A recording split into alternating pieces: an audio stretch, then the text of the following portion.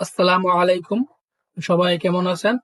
এখন আমি যে বিষয়টা নিয়ে কথা বলবো সেটা হলো সাপ্লাই এন্ড ডিমান্ড।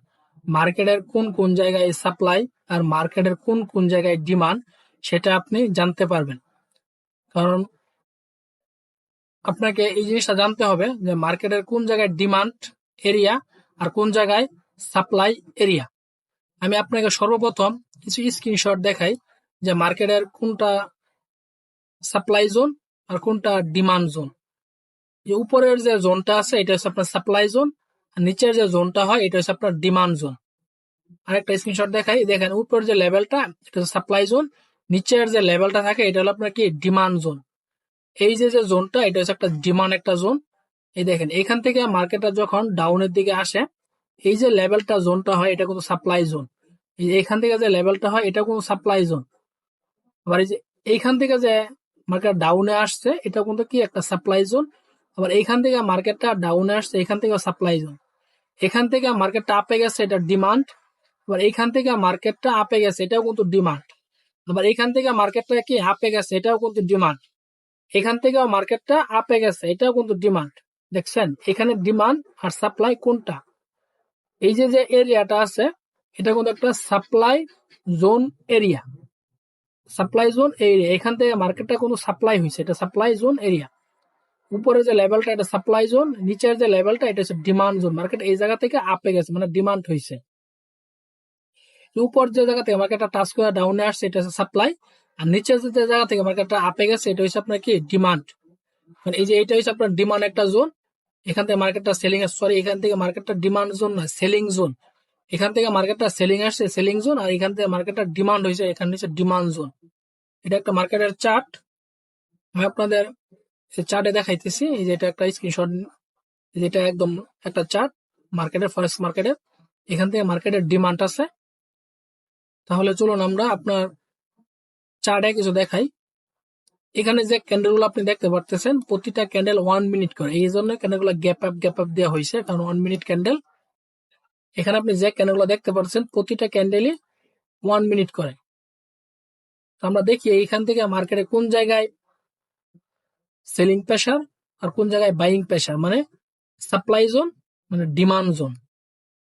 আর যারা ফ্রিতে আপনার বেসিকটা যারা একদম নতুন বেসিকটা মোটামুটি ভালোভাবে জানতে চান তাদের জন্য প্রায় 26টার মতন এখানে টপিক আছে, যেমন candle opening, closing, tweezer top, break of fracture, hammer, আপনার doji star, major minor, order block, liquidity swing, fair value gap, support resistance, supply demand zone, gap up gap down,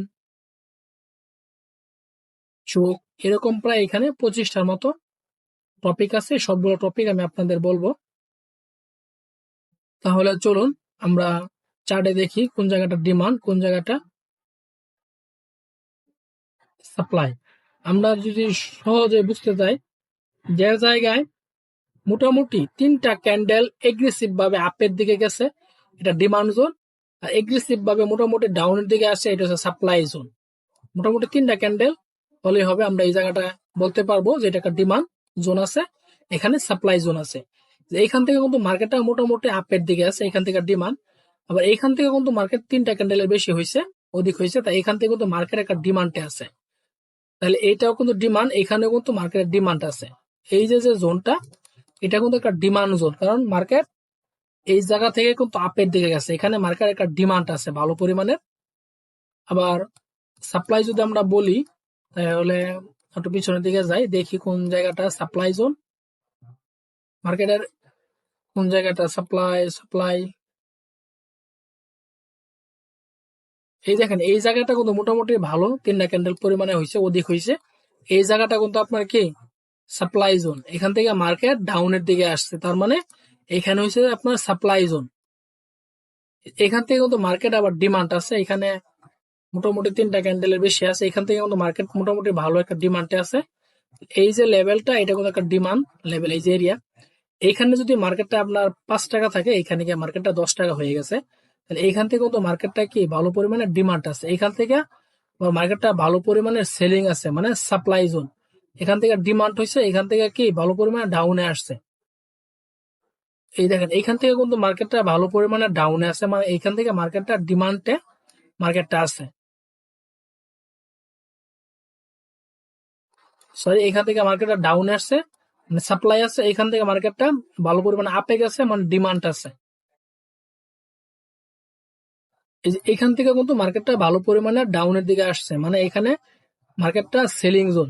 উপর যে লেভেলটা এটা হচ্ছে একটা রেজিস্ট্যান্স লেভেল, আর নিচের যে লেভেলটা এটা একটা supply level, sorry support level, demand level.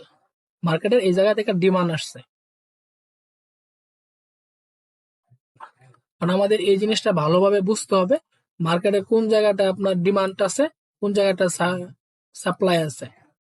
উপরের যে লেভেলটা এটা সবসময় আমরা সাপ্লাই লেভেল বলবো, আর নিচের যে লেভেলটা থাকবে এটা সবসময় ডিমান্ড লেভেল। এই যে দেখেন ছোট করি, এই যে এইখানে যে এইখান থেকে মার্কেটটা আপে গেছে, মানে এইখান থেকে কি মার্কেটটা ভালো পরিমাণে ডিমান্ড আছে, এইখান থেকে মার্কেটটা আপে গেছে, তার মানে এইখান থেকে মার্কেটটা ভালো পরিমাণে ডিমান্ড আছে। আবার এইখান থেকে মার্কেটটা ভালো পরিমাণে ডাউনে আসছে, তার মানে এইখান থেকে মার্কেটটা ভালো পরিমাণে সেলিং হয়েছে, মানে সাপ্লাই হয়েছে, কারণ এখানে দাম কমছে। সাপ্লাই জোন বলতে আমরা দাম কম বলি, মানে দাম কমছে, আর ডিমান্ড জোন বলতে আমরা দাম বাড়ছে এটা বলি। আর এই যে উপরে যে লেভেলটা আছে এটা কিন্তু আপনার একটা রেজিস্ট্যান্স লেভেল। মার্কেট এই জায়গা থেকে কিন্তু ডাউনে আসছে, মানে এই জায়গা থেকে যে মার্কেট ডাউনে আসছে এটা হলো আপনার সাপ্লাই, আর এখান থেকে মার্কেট আপে গেছে এটা হলো আপনার ডিমান্ড।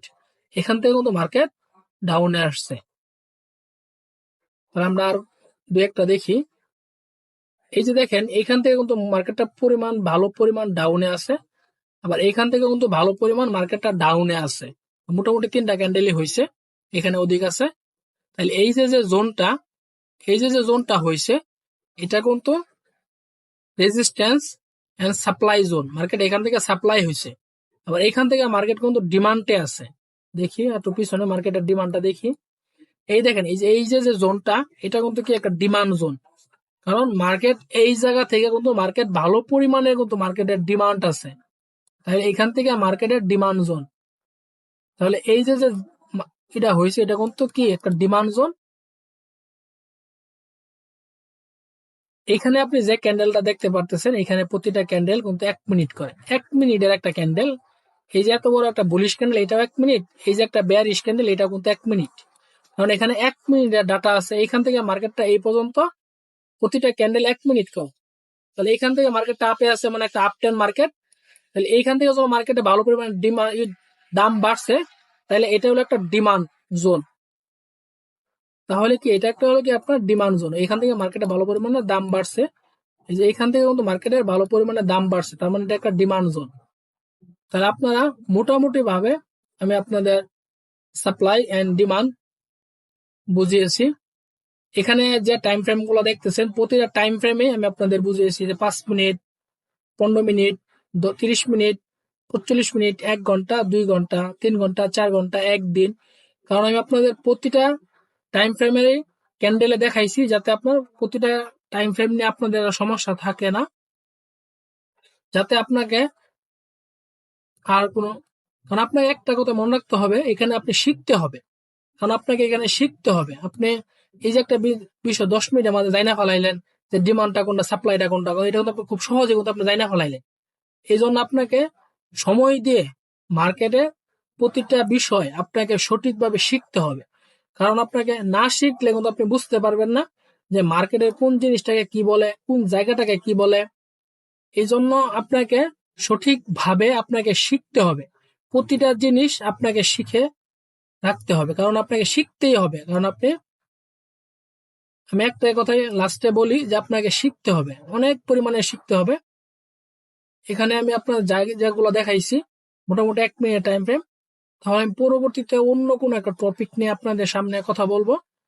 তাহলে আজকে আমি এই বিষয়টা নিয়ে কথা বললাম। দোয়া করবেন যাতে আমি আপনাদের সামনে অন্য কোনো একটা বিষয় নিয়ে আপনার সাথে কথা বলতে পারি, যাতে আপনারা সহজভাবে বিষয়টা বোঝাতে পারি। ইনশাল্লাহ আজকের মতো এই পর্যন্তই। এখানে যে প্রতিটা টাইম ফ্রেম আছে 10 মিনিট 10 মিনিট করে ভিডিও আপনি প্রতিটা টাইম ফ্রেমে দেখবেন, তাহলে আপনার আরো মোটামুটি ভাবে সঠিকভাবে জিনিসটা বুঝতে পারবেন।